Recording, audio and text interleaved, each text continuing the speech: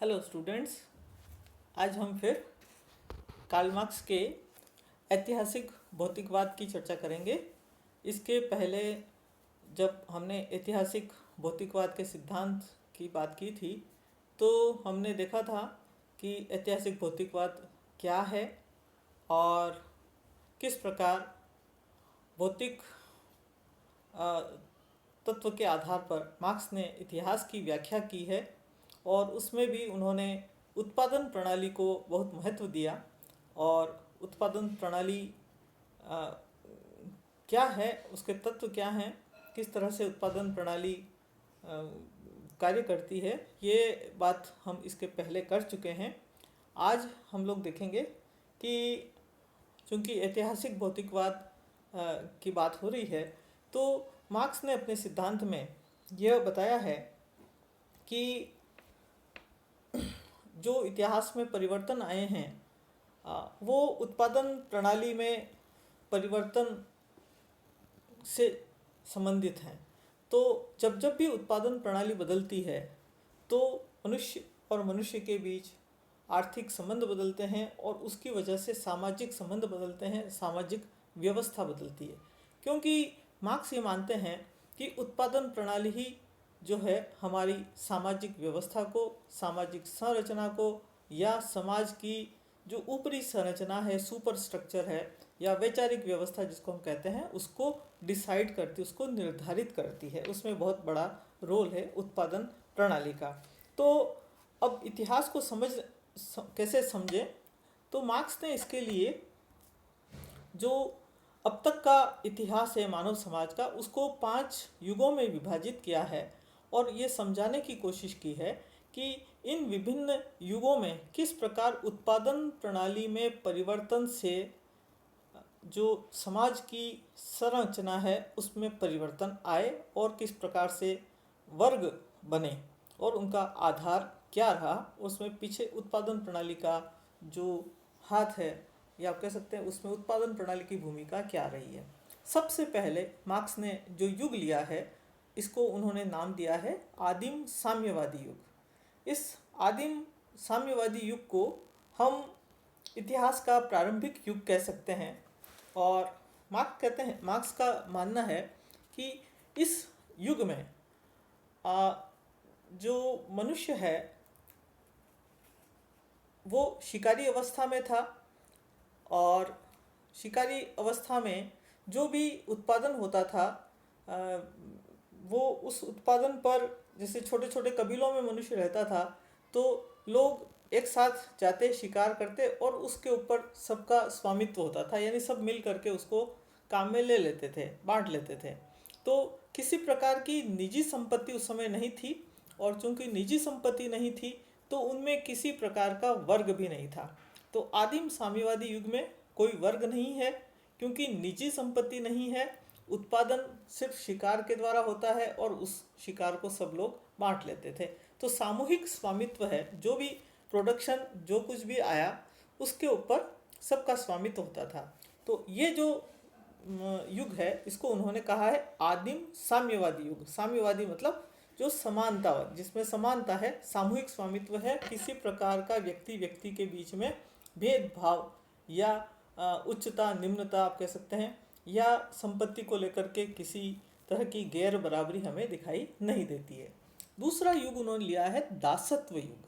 ये दासत्व युग साम्यवादी युग के बाद की स्थिति है और मार्क्स कहते हैं कि इस दासत्व युग में जो उत्पादन करने का तरीका है वो बदल गया।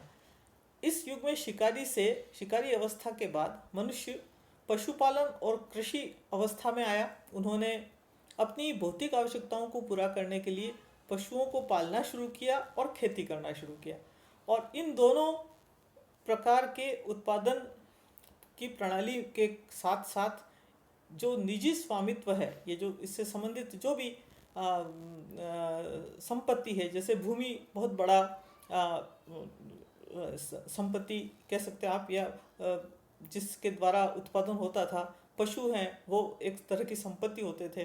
तो पशु हुए, भूमि हुई और कृषि करने के औजार हुए, ये सारे जो हैं निजी स्वामित्व इस पर जिसका होता था तो इसके आधार पर समाज में दो वर्ग बन गए कि जिन लोगों का उत्पादन के साधनों पर स्वामित्व होता था, भूमि पर और पशुओं पर, वे स्वामी हो गए, और जो इन साधनों से विहीन थे वो उनके दास हो गए। तो इस तरह से उत्पादन करने के तरीके में बदलाव आने से समाज में वर्ग बन गए दासत्व युग में, और वो दो वर्ग थे, स्वामी और दास। और इन दोनों वर्गों का आधार था क्या, कि जो उत्पादन के जो उपकरण हैं, ठीक है, वो उस पर स्वामित्व किसका है।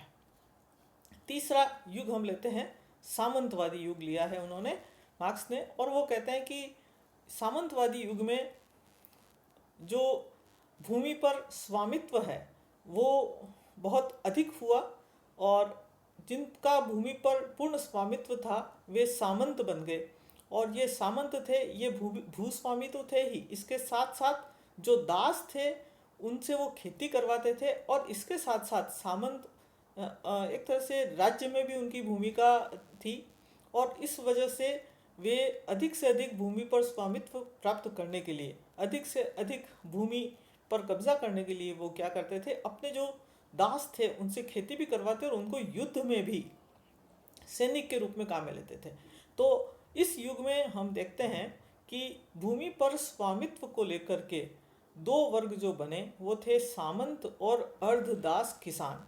और इस युग में जो सामंत हैं उनके द्वारा किसान या अर्धदास किसान जिसको हम कहते हैं, उनका बहुत अधिक शोषण होता था। तो इस सामंतवादी युग में जो दो वर्ग हैं, इन दो वर्गों में हमें वर्ग विभाजन क्लियर दिखाई देता है। इसके बाद में फिर उत्पादन प्रणाली में बदलाव आया, और पूंजीवादी युग चौथा, मार्क्स ने इसकी चर्चा की है। और इस युग में मार्क्स ने कहा है कि जो उत्पादन के साधन हैं वो बदल गए, क्योंकि पहले हाथ से श्रम किया जाता था, सामंतवादी युग में हाथ से उत्पादन किया जाता था, कुटीर उद्योग थे, उनका स्थान पूंजीवादी युग में आते आते फैक्ट्रियों ने ले लिया, कारखानों ने ले लिया, और यंत्रीकरण हो गया। तो यंत्रीकरण के माध्यम से कारखानों और फैक्ट्रियों में लार्ज स्केल पर प्रोडक्शन होने लगा, और इसका परिणाम ये निकला कि जिनका उत्पादन के साधनों पर स्वामित्व था, यानी फैक्ट्री पर, कारखाने पर, या जो भी संपत्ति है उस पर स्वामित्व था, वो पूंजीपति हो गए, और बाकी जिनके पास ये सब कुछ नहीं था वे श्रमिक उन कारखानों में श्रम करने के लिए मजबूर थे। तो पूंजीवादी युग में पूंजीपति और श्रमिक दो वर्ग हम देख सकते हैं। और इस युग में पूंजीपति द्वारा श्रमिक का जो शोषण है वो चरम पर हमें दिखाई देता है। आगे चल कर के हम जब वर्ग और वर्ग संघर्ष की चर्चा करेंगे तब हम विस्तार से इस बात को समझने की कोशिश करेंगे कि पूंजीवादी युग में किस प्रकार से वर्ग बनते हैं, वर्ग संघर्ष होता है और उसके कारण क्या होते हैं, और किस तरह से जो वर्गों में पोलराइजेशन है, ध्रुवीकरण है, वो बढ़ता है। तो क्योंकि मार्क्स ने अपना जो विवेचन है सारा वो पूंजीवादी युग के ऊपर ही केंद्रित रखा हुआ है। उन्होंने बहुत विस्तार से पूंजीवादी युग की व्याख्या की है और उसके आधार पर अपने सारे सिद्धांतों को समझाने की कोशिश की है। तो मुख्य रूप से उनका जो ऐतिहासिक भौतिकवाद है उसमें वो ये कहते हैं कि पूंजीवादी युग में चूंकि उत्पादन प्रणाली में बदलाव आया है, उत्पादन के साधन बदल गए, तो व्यक्ति व्यक्ति के बीच संबंध भी बदल गए और वर्ग जो है वो पूंजीपति और श्रमिक के रूप में हमें दिखाई देते हैं। इसके बाद वो पांचवें युग की बात करते हैं जिसको उन्होंने समाजवादी युग कहा है। तो इस समाजवादी युग में मार्क्स के समय तक ये युग आया नहीं था। मार्क्स पूंजीवादी युग में हुए थे और उनका ये कहना था कि ये चार अवस्थाएं जो पहले की हैं वो तो तीन तो बीत चुकी, पूंजीवादी युग चल रहा है और इसके बाद की जो अवस्था आएगी वो समाजवादी अवस्था आएगी। और इस समाजवादी अवस्था में दोनों वर्गों के बीच जो शोषण है उसकी समाप्ति हो जाएगी। और वो कैसे होगी? वो कहते हैं कि जो संपत्ति है और उत्पादन के साधन हैं उनके ऊपर पूरे समाज का सामूहिक स्वामित्व हो जाएगा। तो निजी संपत्ति नहीं रहेगी तो वर्ग भी नहीं रहेंगे और इस तरह से समाज में जो व्याप्त सामाजिक असमानता है वो खत्म हो जाएगी। उसके साथ साथ समाज में वर्ग विहीन समाज की स्थापना होगी, यानी एक क्लासलेस सोसाइटी बन जाएगी। तो ये युग अभी आया नहीं था मार्क्स के समय, लेकिन उन्होंने इस तरह से पूरे इतिहास को 5 भागों में विभाजित किया और अपने बात कहने की कोशिश की कि किस तरह से इतिहास में भौतिक वस्तुओं के उत्पादन करने की प्रणाली में जब बदलाव होता है तो व्यवस्था भी बदल जाती है, वर्ग बदल जाते हैं, लेकिन वर्गों का चरित्र वही रहता है। ठीक है, यानी हमेशा ही एक वर्ग जो कि संपत्ति का स्वामी होता है वो शोषक होता है, और जिसके पास संपत्ति नहीं है उसका हमेशा शोषण होता है। ठीक है, तो इस तरह से हम पूंजीवादी युग में इतिहास में हम 5 युगों की अवधारणा को समझ सकते हैं। इसके बाद हम देखते हैं कि मार्क्स का जो ये ऐतिहासिक भौतिकवाद का सिद्धांत है, इसकी आलोचना भी बहुत हुई है, और इसकी आलोचना ये कहकर की जाती है कि मार्क्स ने जो मानव इतिहास है उसकी बहुत सरल व्याख्या कर दी कि सिर्फ भौतिक आधार पर भौतिक वस्तुओं के उत्पादन की व्यवस्था बदलती है, उत्पादन प्रणाली बदलती है तो समाज बदल जाता है। तो विद्वान इसको स्वीकार नहीं करते। इसके साथ यह भी सत्य, इस पर भी ऑब्जेक्शन हुआ है कि उत्पादन शक्तियों से उत्पादन संबंध निर्धारित होते हैं। ये बात भी असत्य मानी गई। इसके साथ साथ ये मार्क्स ने कहा कि जो शक्ति है, पावर है, उसका स्रोत आर्थिक है, यानी जिसके पास उत्पादन के साधन हैं वही शक्तिशाली है। तो ऐसा भी नहीं है, कई विद्वानों का ऑब्जेक्शन है कि हमेशा ही आर्थिक दृष्टि से शक्तिशाली सभी दृष्टि से शक्तिशाली हो, ऐसा नहीं है। शक्ति के और भी स्रोत हो सकते हैं।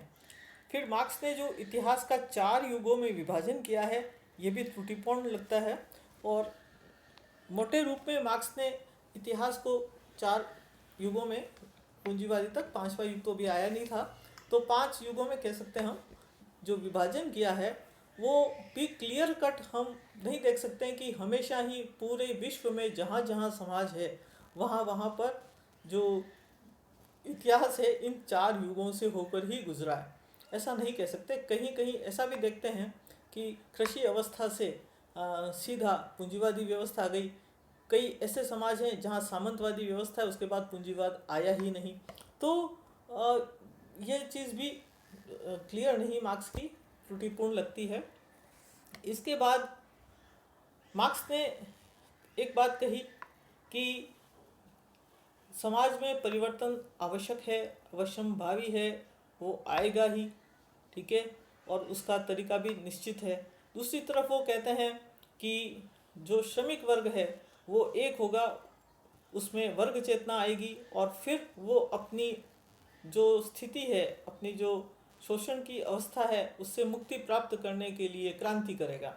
तो दोनों चीज़ें विरोधाभासी लगती है कि परिवर्तन ऑटोमेटिक स्वतः आता है एक तरफ, दूसरी तरफ वो कहते हैं कि मानव प्रयत्न के द्वारा परिवर्तन आता है। तो उत्पादन प्रणाली, कई बार हम देखते हैं कि उत्पादन प्रणाली के रहते हुए भी ज़रूरी नहीं कि उत्पादन प्रणाली बदल जाए तो सामाजिक परिवर्तन आ जाए, ऐसा नहीं है। उत्पादन प्रणाली नहीं बदलती तब भी परिवर्तन आ जाते हैं, ऐसा भी देखा गया है। फिर एक और जो ऑब्जेक्शन ऐतिहासिक भौतिकवाद पर किया जाता है वो ये कि जो साम्यवादी अवस्था है, मार्क्स ने कहा ये अंतिम अवस्था है।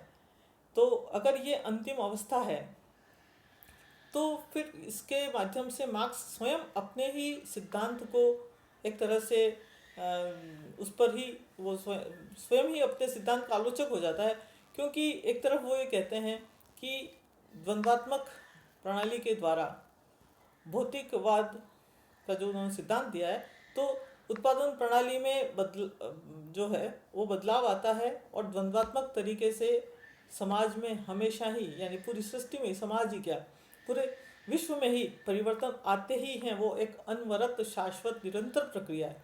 जब परिवर्तन निरंतर प्रक्रिया है और वह द्वंद्वात्मक तरीके से होना है, तो फिर हम साम्यवादी अवस्था को अंतिम अवस्था कैसे मान सकते हैं? क्योंकि कोई भी अवस्था अगर अंतिम अवस्था है तो फिर तो परिवर्तन की जो प्रक्रिया है वो रुक जाएगी। तो ये एक विरोधाभासी बात हमें नज़र आती है।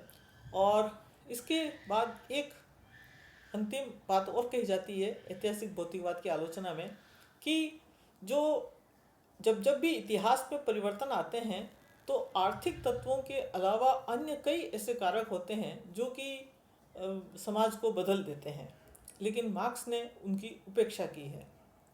तो सिर्फ एक कारक के आधार पर पूरे समाज की व्याख्या कर देना, इतिहास की व्याख्या कर देना अति सरल व्याख्या, अति सरलीकरण भी है और साथ साथ ये ऑब्जेक्शनेबल भी है, इस पर आपत्ति भी है, स्वीकार योग्य नहीं है, क्योंकि इससे हम पूरे सामाजिक यथार्थ की व्याख्या नहीं कर सकते हैं।